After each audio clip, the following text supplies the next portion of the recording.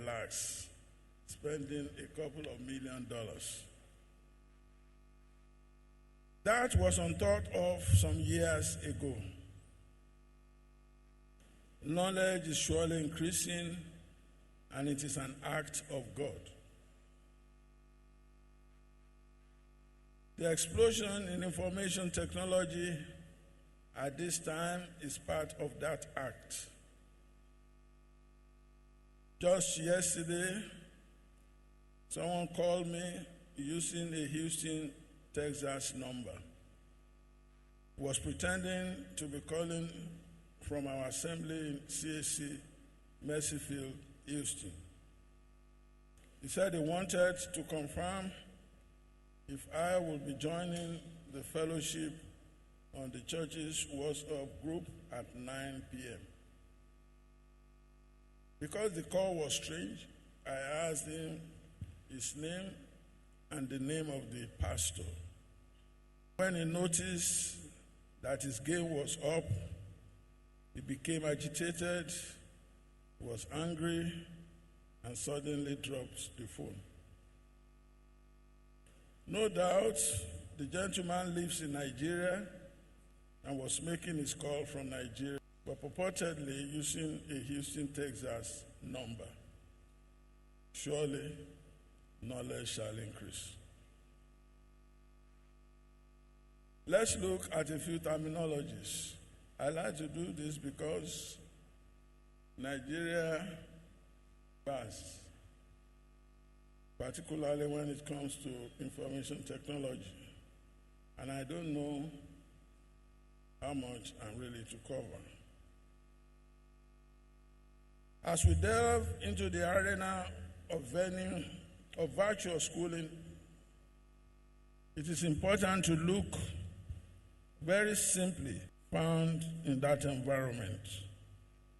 They include the following: virtual. This means limitless space.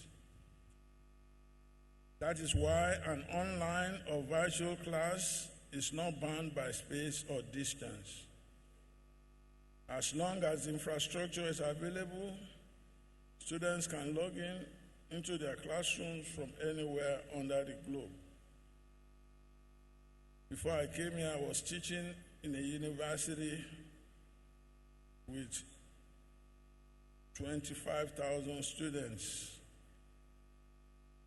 But only 2,000 of those students are on ground. The rest are online students coming to school from different parts of the world virtually. Another is cyber school. Actually, cyber school, e-learning, virtual schooling, and online schooling, they mean the same thing. They mean students in class away from their instructor. They use electronic means.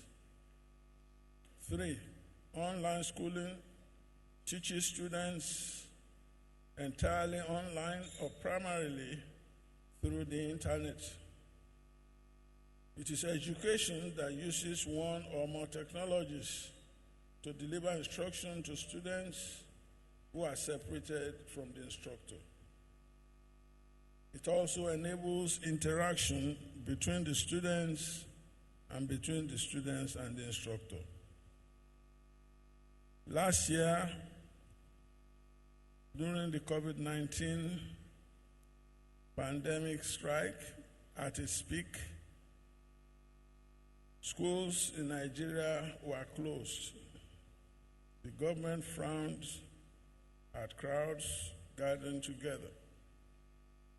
So we had to devise a means of reaching our students since they were at home. The easiest device is reaching them online. And that was where the combination of technologies came into being. Because depending on how convenient it was for our instructors, they used different methodologies. Some reach their students through the WhatsApp. Some reach their students through other means. We had to do what we needed to do to be able to reach our students. Electronic gadgets are all over the place. We utilize the social media, and we were able to complete the 2 semesters last year, and we were able to conduct examinations and graduate our students. We use online means, but we use different technologies online. The discussion board is the portion of the online classroom where students interact and participate in discussion of common topics as provided by the instructor. Students are to contribute and submit by a certain date, usually within the week. The assignments called asynchronous assignments, mainly because there's no face-to-face. They are usually graded weekly in a continuous assessment mode. So we reach students, that is, we don't see them, we do all the work through electronic media. LMS means Learning Management System. It is the online portal, a kind of classroom where students go to in order to do their work. That is where learning materials are placed. It also has a section for assignments, submittals, checking of grades, and making comments. These are devices that are used on the online platform. I believe now, because even the government universities copied what some private universities did last year. So I believe now it's a common occurrence in Nigerian universities to have students synchronously. These are online mode of learning. Academic excellence. I interpreted the topic as acquiring academic excellence through the virtual modality. That is, we want to achieve as much as the face-to-face. We do not see our students. In general, academic excellence refers to outstanding performance amongst a group of students. Thus, it is a relative term. What is outstanding in one group may not necessarily be outstanding in another group. That is why, for example, a student may obtain a first-class law degree from one university, but may not make more than a second-class lawyer at the law school. For the purpose of this paper, however, academic excellence refers to outstanding academic work and A grade in all cases. Under normal circumstances, that is what a typical student should aim for. Just as it is possible to achieve academic excellence in the regular face-to-face setting, so is it possible in a virtual online setting.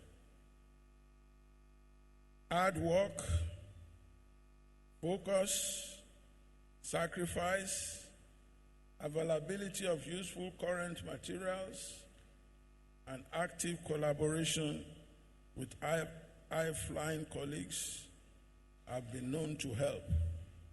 These days, it's very difficult to achieve much alone. because new technologies come up every day, new terminologies come up every day, new ways of doing things come up every day. We learn every day because technology is not static. From my experience of 15 years teaching on ground and online at tertiary education level, I see little difference between the path to achieving academic excellence between the on-ground and the online schooling. Whichever modality that you need, you will need to spend about the same time getting ready to perform great. About the same amount of effort seem to be required. The efforts may even be slightly more for online schooling than for on-ground. That is because, in general, online requires a lot of assignments since it is fully virtual interaction. You don't see the students, the student doesn't see the teacher physically. So you have to communicate in such a way as to make it look like you are seeing face to face. You have to work very hard online. For many, the continuous asynchronous portions of the course is essential. That place for what many times we call continuous assessment. Apart from the weekly high-quality papers that must be submitted, each student also has to participate actively in the ongoing class discussion on the discussion board. Finally, students submit the final paper on the last day of class. A lot of writing does go on in the online classes. Missing any of the weekly assignments and the discussion board may without doubt spell failure of the student in the class. In the scenario where I taught, particularly the online classes, we spent 10 weeks for each quarter.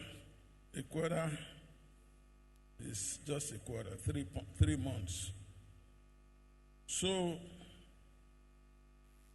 the 10 weeks is divided into 10. So each week you will be expected to cover assignments equivalent to 10 times 5, 50. So you will be doing that work and it will be graded at the end of the week. Once you miss a week of work, or actually it's a day of work, if you have to submit today and you don't submit, you've lost 10 points. You will have only one more chance in that class. If you repeat that again on any other day, forget the course because you will fail. You have to be on top of things every day. Every day. You can score 100% easily and you can fail easily if care is not taken. The reason is that those who built the model, they want every student to be on their toes to make sure that you are there working every day. Not because the instructor is not there, then you can do what you like. Other steps to promote academic excellence in virtual schooling. Let's not forget that for many years, in some countries, students have gone through homeschooling, where it is their parents that taught them. I think a few happened in Nigeria too in the past. Mothers will teach their words. I think John Wesley's mother, Charles Wesley's mother, was the teacher for, I think, 10 children she had. And they all turned out very, very well. They went to Ivy League schools like Oxford, like Cambridge, and she homeschooled them. They were at home. One, study very well right from the first day of school. I'm not sure if Nigeria, and it is likely we do, if we have any online, completely online university where students just do online work. They don't have any student on ground. But we do have such in other parts of the world. When somebody is studying online virtual schooling, he has to study very well right from the first day of class. In fact, before the first day of class, all the materials will have been posted on the portal. The classroom portal will have everything on the LMS. See? That is the learning management system, which is equivalent to the. So many students will go quickly and download all the materials for the course, and they will be studying ahead of each week's work. You cannot go and do next week's work now. You have to wait for the week. But wise students will go there and start reading, buy textbooks, do everything that is required, and work as if they were doing it on ground, like the teacher was with them. Number two, allocate your study time properly to cover all aspects of the course. A good online student will regard the course as on ground. We do as if the teacher is here. The assignment is due tomorrow, so I have to work hard as if I'm taking the assignment to the class tomorrow. Number three, go over each aspect of the course materials and revise your proposed input before posting your responses. Online, you have to post your answers to questions, your papers. Online is usually paper-driven. You write papers. Even for mathematical courses, you will write paper. So online is paper-driven. When you study online, you will have to brush up your ability to write. Number four, carry out effective research to supplement the study materials provided by the instructor. Online, there are materials the school will provide, which instructors will use from year to year, but they will update those materials. For the classes I had to teach, in addition to what is provided by the school, usually we will have to research and add new materials. Number five, be a participating student. Do not be a loner. You need others to perform excellently. So a student who is aiming at excellent performance online, you have to have friends. Since I came here, I've seen a number of students, they say, we have discussion, my discussion group, my classes with my friends, and that is a very good thing to do. They will motivate you, you will motivate them, you will be forced to prepare for class, you will be able to go through materials that maybe you will not have gone through if not for this, your friends. These days, it's very difficult to achieve excellently alone. Very difficult. That's why organizations now lean more towards participatory management. See, Anybody in the world of today who is a manager or a business owner who is dictatorial, who does not want other people to come in with suggestions, may not go too far. Number 6, realize that the online schooling model is one of the God-given knowledge areas that God is supplying to the world for end-time utilization. None of these things is happening just because of some names we hear.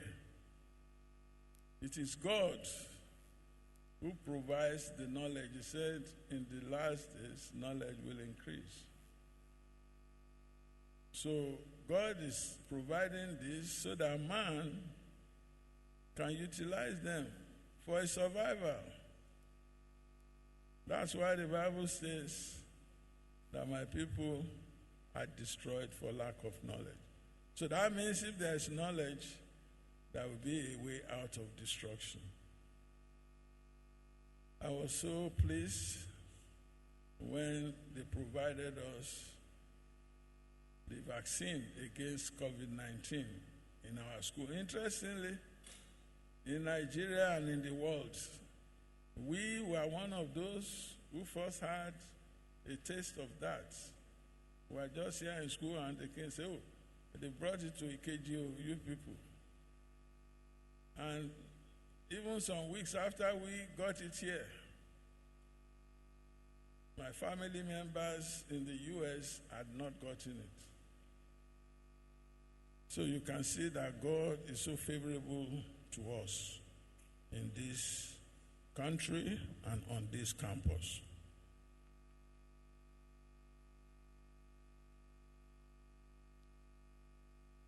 It will be wise at all to resist online schooling with the current explosion in world population.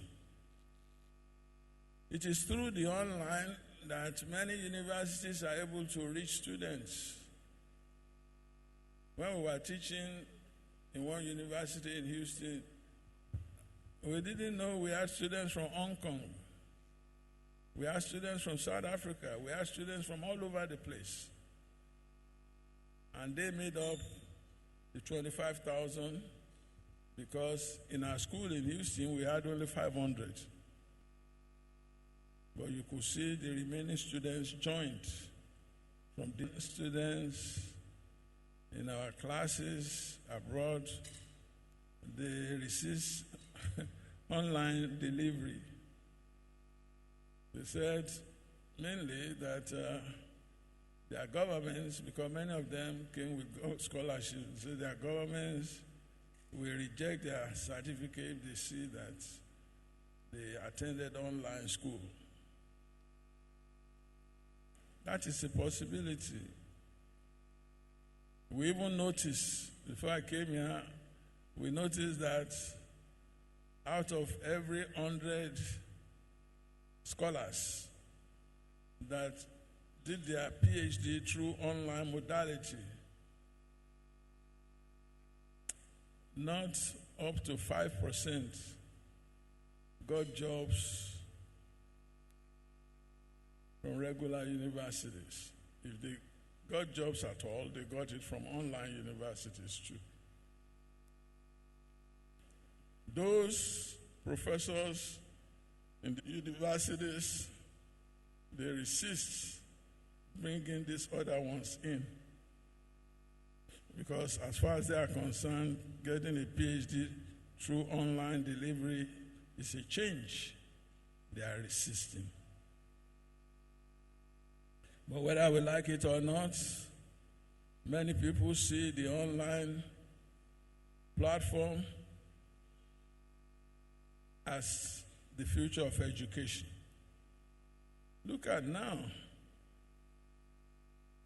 8 billion. Give it another 100 years. It will be unmanageable. See people coming to school all over everywhere.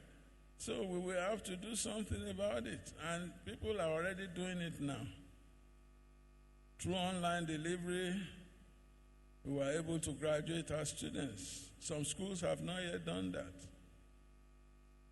because of COVID restriction. Finally, online education has come to stay. Everyone must embrace and learn the processes. It's not difficult, it's not tough at all. It appears as the future of education globally. We either embrace change or be swept aside by the change. Thank you, ladies and gentlemen, for your attention.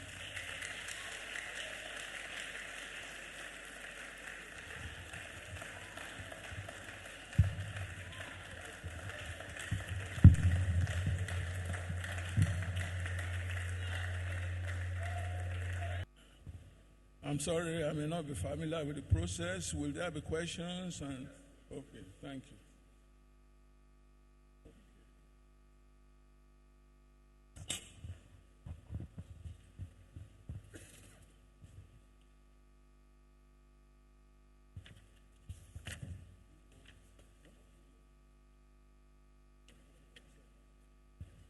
It's all right.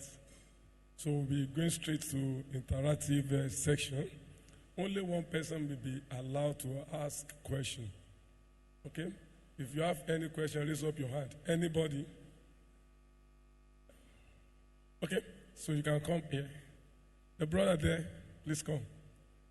So immediately finish the interactive section, you ask your question. Thank you, sir, for the lecture, sir. We are very grateful. Very impactful section. Sir, during the course of the lecture, you said something, and I quote, that students are not unable to see the lecturers. Likewise, the lecturers are unable to see the student physically. And we have seen the positive aspect of online lectures, but there are some hindrances that can serve as negative to the students, which are major factors that is affecting the online, the system of Nigeria.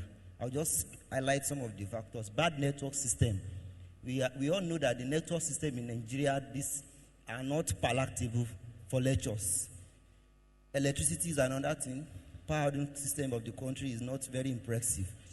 Lack of concentration by students.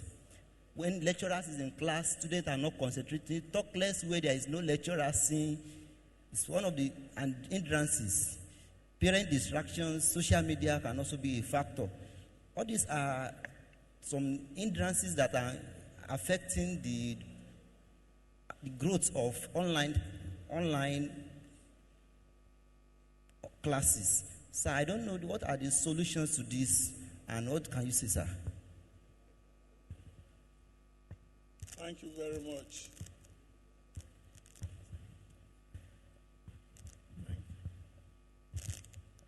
I agree with you. There are hindrances that are mainly infrastructural that is affecting online delivery in our country. I am a victim of that. See, before I came here, I was teaching 2 online classes in addition to the regular class or classes I was teaching in my own university.